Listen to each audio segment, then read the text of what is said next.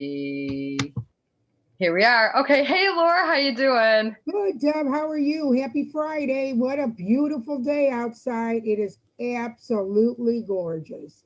And I Totally. can't wait to go out and check it out. So, what's going on today? What do we got going on? Well, I'll tell you what, I am actually real excited about this because I think this is something that not only as we age and get older and our parents or our grandparents and people get older, we have a topic today that is so cool because we need to be able to support each other. We need to be able to like share thoughts and get ideas from others, how to cope with the changes that we can have when we have to caregive. Now, when we caregive, sometimes we're caregiving for people who are the same age as us, sometimes older, and a lot of times it's people that are older than us, okay? Or sometimes I meant to say sometimes younger than us, but then sometimes older than us. And so we claim not to be. I mean, we are definitely no authority in this area. We just have some great information that we gathered, and we have some things that we're not going to claim that we know 100%. We're just going to say this is stuff that we've been researching. And I know, Lori, you've been just amazing with what you put together here, and you put together some great notes that we're going to share. And so I just want to turn it over to you because there is some great things here that I think that we can touch other people with and help them through the process and preparing ourselves to be able to handle it. So with that, Laura, take it over. Oh, thanks, Debbie. I am really excited about this. I do have some experience with a couple of these things. So, I'm going to talk about kind of what I had to deal with and some information that I could pass on because I know when I was going through some of these things, I had to, to go to people for resources. So I like to help people out. First of all, I want to say, there's so many people, there's so many things with people with disabilities, from children all the way to adults. And then we go into the fact that, we're going to talk about aging parents and what do we do about that. I mean, we're all getting to that point where our parents are getting older.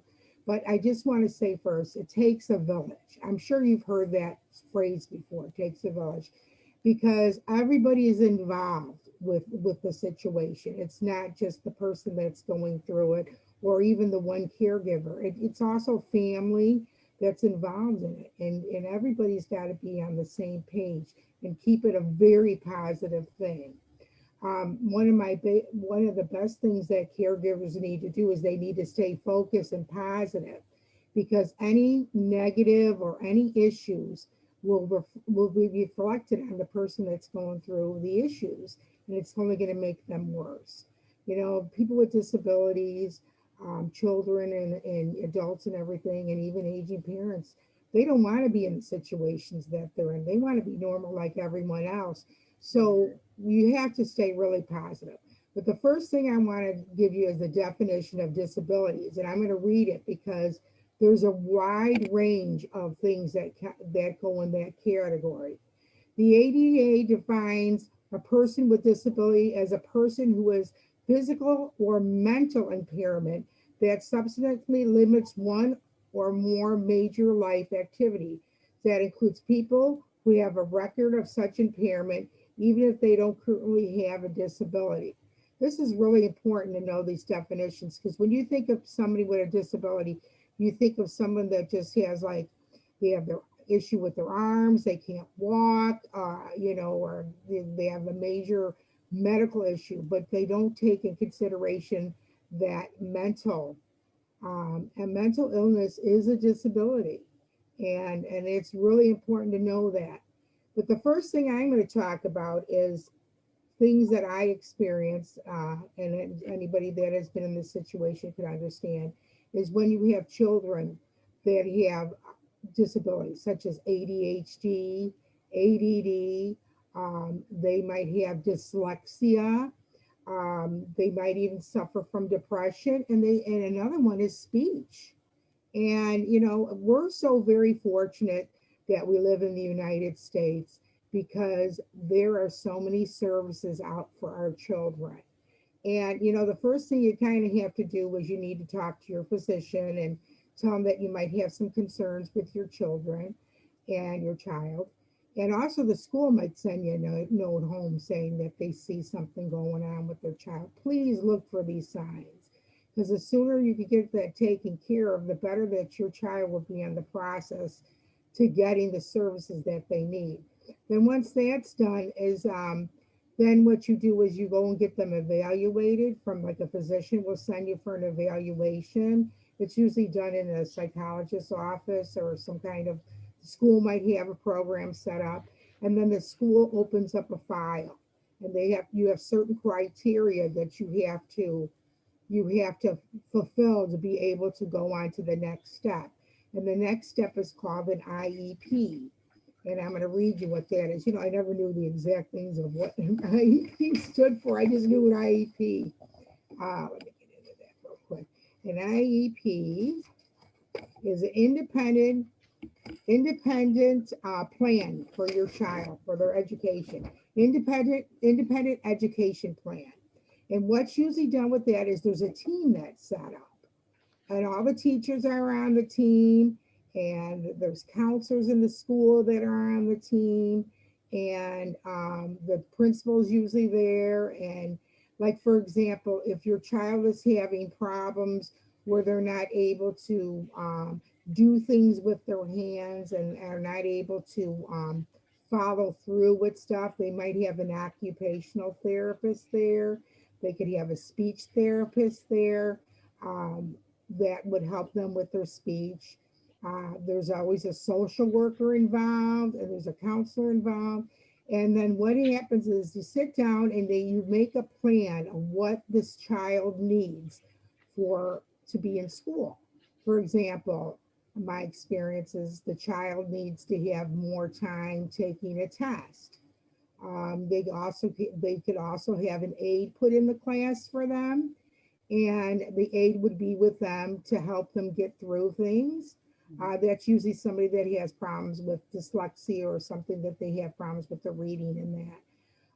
Also, the social worker is really big too, because the child might be having some issues because they feel they're different than everybody else, and them dealing in the social setting. But they set up this team and you guys meet and you come up with a plan.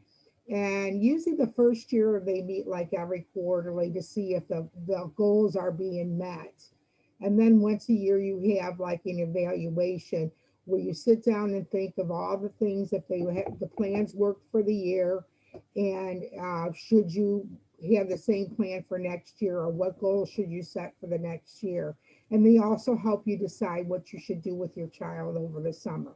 If they need to go to summer school or they need to go to like a camp or something like that. But one of the biggest things that I was so happy I did, and I know of other people that have, is I hired an advocate that I got from the state of Illinois. It didn't cost me a dime. State of Illinois gave that to me. And the advocate was there to be for my child, was for my child's rights, because the school, no offense to the schools and nobody get mad at me, but you have to fight for your child. You have to fight for your child's rights. And sometimes the school's hands are tied and they don't want to give you the services that you think your child needs. So that's where an advocate would come into factor. So with that, I'm going to go ahead and move on to adults because I have so much information. But I have all this information available. If anybody's interested in any of this, just let me know and I will email you all the information that I came up with this. But there's so much on the internet. But the best thing to do is, with this kind of stuff and any of the stuff we're talking about today, is you need to get in some kind of support group, or you need to also ask people about it. Don't be afraid. There's so many services out there, and we want the best for our kids and also anybody else, our relatives and anybody going with these issues. All right, with that, I'm going to talk about adults with disabilities, okay? Like teenagers or, and older and stuff. My experience is, I was in the hospital. I had a major surgery and I ended up in rehab for 5 weeks, and I had to learn how to walk and learn how to do a lot of stuff. But I'm disabled now. Most of you know that I walk with a walker. But let me explain to you, there's a lot of things involved with disability. First of all, if you're going to go for a disability claim, there's a lot involved with that. And we're going to make that for another day. But I have a lot of information on that because I went through, it took me about 4 years, but I did. But the thing with disability that a lot of people don't realize, there's a lot of services out there. Okay, first of all, a lot of these insurance companies have liaisons now that call you and talk to you about what you need. And you sit down, they do an evaluation, and they'll ask you stuff like, do you need somebody to come in and help clean your house? Do you need somebody to go grocery shopping for you? Who takes care of you? Do you need medical supplies? Because they will set that up with the insurance company to pay for that. They will also ask you what's your transportation like. And a lot of the insurance companies now, I know with Medicaid and Medicare, they have it where you could have with your insurance, that they could take you to your doctor's visits. So they would pick you up in a car and they would take you to a doctor's visit and then pick you up and then take you home. This is a great service with people with disabilities. One of the best ones that I use is called PACE. I had to be qualified for it. And what it is a bus comes to my home, and it's because I'm in a walker and I can't do stairs, they have a lift and they lift me up in the lift.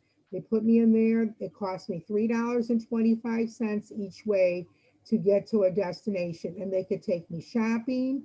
They could take me to the post office. They could do anything that I asked them to do. It doesn't have to be necessary medical. They could take me to the health club to go swimming. And so that is a really, really good thing. But again, if you need any information, let me know. If not, look up PACE.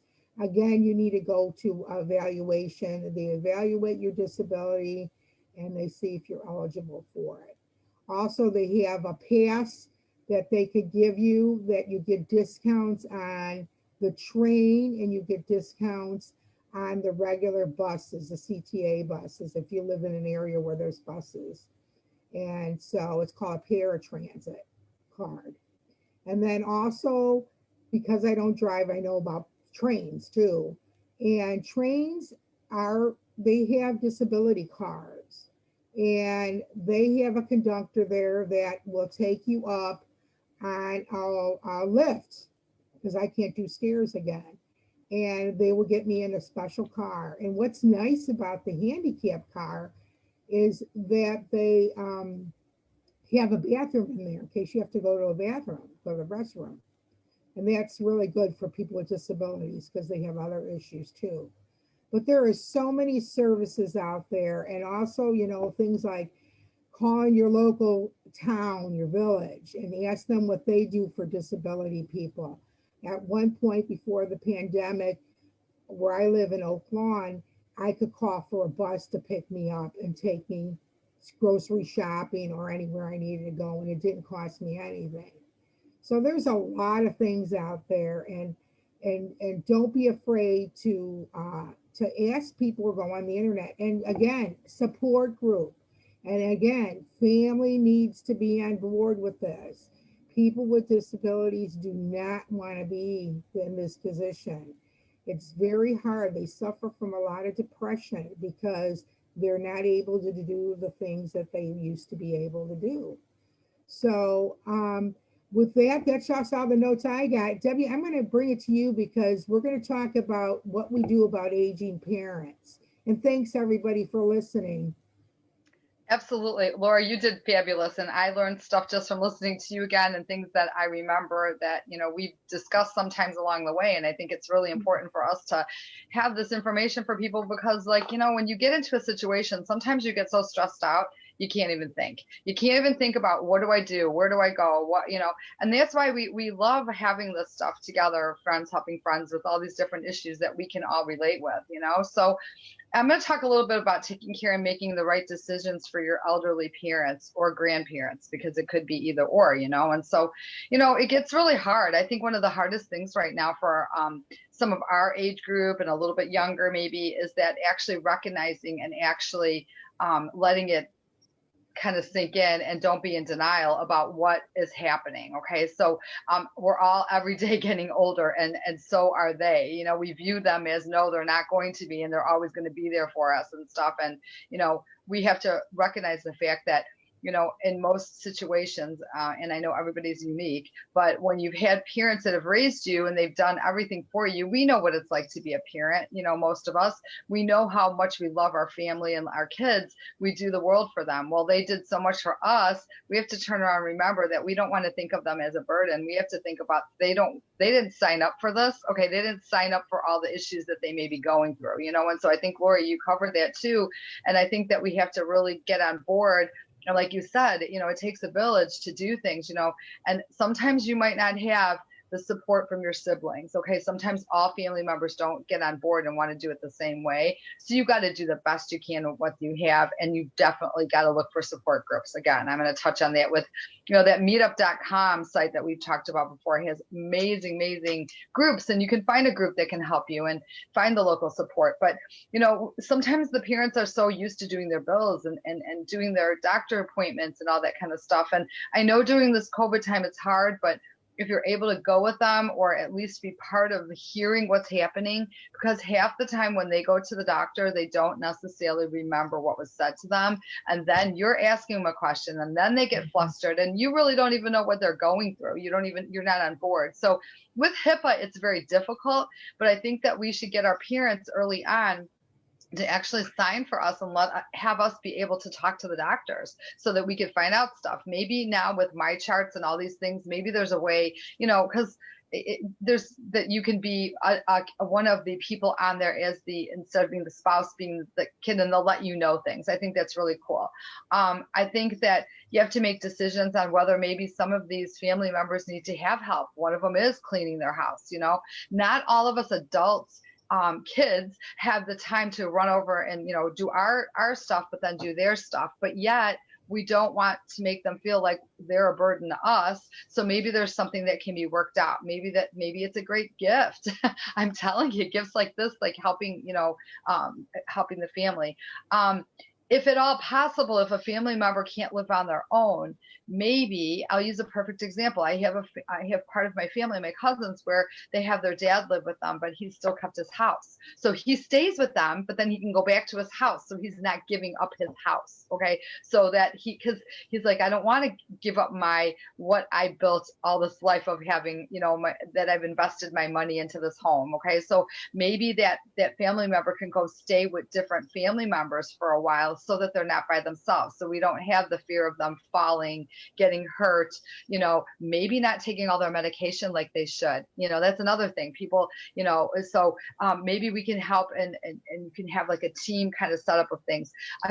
Sometimes it's hard though, because maybe you have siblings that moved out of state, or maybe your family members are in a different place. So maybe, you know, there's different options. And like Lori talked about, an advocate, I'm not too sure if there's advocates that help with seniors, but I'm sure, again, there's so many sources that we can tap into. You know, we have to look for signs too. You know, are they starting to fall more? Are they starting to no longer be able to take care of themselves and not be able to make their meals? Are they losing or gaining weight frequently or whatever? Do they have lots of hobbies? Are they doing nothing? You know, are they not taking care of their home, and are they trying to stay at home and be isolated? You know, these are things that, like, you know, we're all so used to them being on the go if they're those kind of people to begin with. If they're not those kind of people, sometimes it's hard to define. Okay. But, you know, making those, you know, visits over there. And I know how it's hard too with COVID. I mean, these are things that we're talking about that, oh my goodness, it's really hard.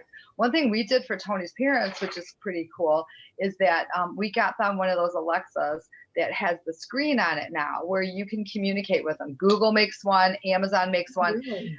You know, a lot of older people are not tech savvy. They can't FaceTime. They can barely Zoom, sometimes Zoom. So this thing, you talk to it and you say, Alexa, call so-and-so, video call so-and-so. And actually, you guys, Amazon had them for 50% off when they had their sale recently. And I bet you for Black Friday and certain things, but the screen is like about this big. So you're seeing them, they're seeing you. It's a connection. So maybe it's not like, oh, I can't be necessarily there, but, you know, check on them all the time. FaceTime frequently and stuff. And, sometimes I have asked my mother-in-law even things, and it's fun, you talk about things and stuff, and you don't want them to feel like you're actually like, feeling that they're incapable, because the worst thing is that to get to that point where you feel like you can't do those things. So, hey, what can I help you with? Can I help make your grocery order? Can I go run an errand for you? Can I do whatever? These are other things that we have to look at, and you know what? Again, we have to remember that they raised us, they gave us life, or, maybe maybe you have people that are not your biological parents, but but they did raise you, or they were your aunt or your uncle or your godparent that were very influential in your life. Treat them just like they did raise you, honestly. There's so many things though that we can look at. And there's one thing that I think that we hear kind of talked a lot about is dementia and Alzheimer's. I have to say this correctly. I always say it wrong. And actually, my daughter works for Alzheimer's Association. So if she sees this, hopefully she'll be proud of me that I said it the right way. But there is a crossover in Alzheimer's and also in dementia. Okay. And I'm just going to say I am no expert by far, but I'm going to tell you some of the research that Lori did and this packet of information that we're both talking from. Lori, if you need any of it, Lori can get it to you. So just reach out to us and Lori will do that for you. But I do know that dementia is more of a condition and Alzheimer's is more of a disease. And there are very many things that cross over in both of them. And I'm not going to get into that, but I want to let you know that all you have to do is go Google search on your computer, whatever you're trying to find information for. And for example, the Alzheimer's Association has a 24/7 hour hotline that for free that you can call and talk to a qualified person 365 days a year and ask them and say, hey, this is what I'm seeing. This is what's going on. And then they sit there and then they hook you up with all the things that you can do. And it's a nationwide association. It's an amazing association. I'm learning more and more about it the more I talk to Jesse about it and stuff. And, it's just crazy. There's things out there that we're not even aware of, have we ever researched into, and I think one of the things that, I think as elderly people or older aging people, and they need to have that personal touch and contact. And again, right now it's difficult, but again, the resources and the things that are out there, that little Alexa thing. I mean, it's, all they have to do is plug it in, and say, Alexa, do this, whatever, that's to me, one of my favorite things. I think that, we just have to support each other and try to not look at it as being a burden. And a lot of times there's times where we need to be taking them to doctor's appointments because they can't drive anymore. And maybe we can't go in, or maybe we feel like, oh my goodness, it's messing into my day off, or do that. But take time and smell the roses and be thankful that you're able to do it. Okay. Don't look at it as being, oh my gosh, I can't believe I have to do this. No, just be thankful because, think about the alternative and what the other thing is. We have a dear friend of ours who their mother had to go into, a care facility because she had broke her wrist. And, he has not even been able to see his mom for like over 9 months because they don't have visitation, because of COVID. So, let's not make it a burden. Let's make it actually, oh my gosh, I feel so blessed. Remember that, put your hand here. I feel so blessed that I can do this for that other person. And you know what? If you don't have aging parents to take care of, who in your church needs some help that maybe doesn't have someone around, you guys? I mean, like, is there a neighbor that you can do something for? Like go and like rake their leaves, or could you pick up their garbage for them, or could you bake them something or bring them something at the holidays? How hard is it to bake an extra dozen of cookies, especially Lori's cookies, I'll tell you, something like that. But just like those kind of things, and just say, oh my goodness, here, I thought of you today. Or call and check on them and do a well checkup. Hello, how are you? How's it going? What's going on? Can I pick you up something at the store?